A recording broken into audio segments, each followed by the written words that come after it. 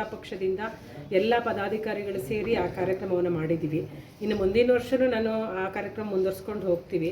ಇಷ್ಟು ವರ್ಷ ನಾನು BJPಯಲ್ಲಿ ಬಂದಿದ್ದೀನಿ, ಕೆಲವಷ್ಟು ಪಕ್ಷಗಳಲ್ಲಿ ಓಡಾಡಿದ್ದೀನಿ, ಅವ್ರ ಹೆಸರೇ ಗೊತ್ತಿರಲಿಲ್ಲ. ಮತ್ತು ಇವಾಗ ನಾನು ಇವತ್ತು ಅದನ್ನು ಕೇಳ್ಪಟ್ಟು ಸಂತೋಷ ಆಯಿತು. ಅವ್ರ ಬಗ್ಗೆ ಸಾಕಷ್ಟು ನಮ್ಮ ಮೇಡಮ್ ಹೇಳಿದ್ದಾರೆ, ನಮ್ಮ ನಾಗೇಶ್ ಸರ್ ಹೇಳಿದ್ದಾರೆ, ಇಲ್ಲಿ ಬಂದಿರುವಂಥ ಪದಾಧಿಕಾರಿಗಳು ಅವ್ರ ಬಗ್ಗೆ ಹೇಳಿದ್ದಾರೆ. ಮೇಡಮ್, GBA ಎಲೆಕ್ಷನ್ ಮತ್ತು ಗ್ರಾಮ ಪಂಚಾಯತಿ, ತಾಲೂಕು ಪಂಚಾಯತಿ ಎಲೆಕ್ಷನ್ ಎಲ್ಲ ಬರ್ತಿದೆ, ಅದರಲ್ಲಿ ನೀವು ಫೈಟ್ ಮಾಡ್ತಿದ್ದೀರಾ ಮೇಡಮ್ ನಿಮ್ಮ ಪಕ್ಷದ ಕಡೆಯಿಂದ? ಖಂಡಿತ ಮುಂದಿನ ದಿನಗಳಲ್ಲಿ ನಮ್ಮ ಈ ನೇಗಲ್ ಹೊತ್ತ ರೈತನ ಚಿಹ್ನೆ ಮೂಲೆ ಮೂಲೆಗೆ ಗೊತ್ತು, ಮನೆ ಮನೆಗೆ ಗೊತ್ತು, ಹಳಬರಿಗೆ. ಅದನ್ನು ನಾವೀಗ ಆದಷ್ಟು ಮುಂದೆ ತರೋದಕ್ಕೆ ಪ್ರಯತ್ನ ಮಾಡ್ತಾ ಇದ್ದೀವಿ. ಪ್ರತಿ ಜಿಲ್ಲೆಗೂ ನಾವು ಇದ್ರ ಬಗ್ಗೆ ಸಂಘಟನೆ ಕಟ್ತೀವಿ.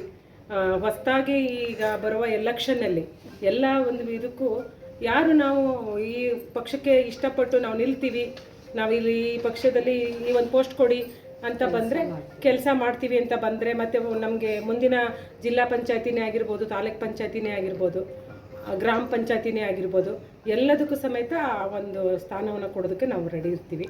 ಸಂಘಟನೆ ಕಟ್ಟೋದಕ್ಕೆ ಮುಂದೆ ಆಲೋಚನೆ ಮಾಡ್ತಾ ಇದ್ದೀವಿ. ತಮ್ಮ ಹೆಸರು ಹೇಳಿ ಮೇಡಮ್? ನನ್ನ ಹೆಸರು ನಿರ್ಮಲಾಜಿ ಅಂತ, ಮಹಿಳಾ ರಾಜ್ಯ ಘಟಕದ ಅಧ್ಯಕ್ಷಳಾಗಿದ್ದೀನಿ. Okay madam.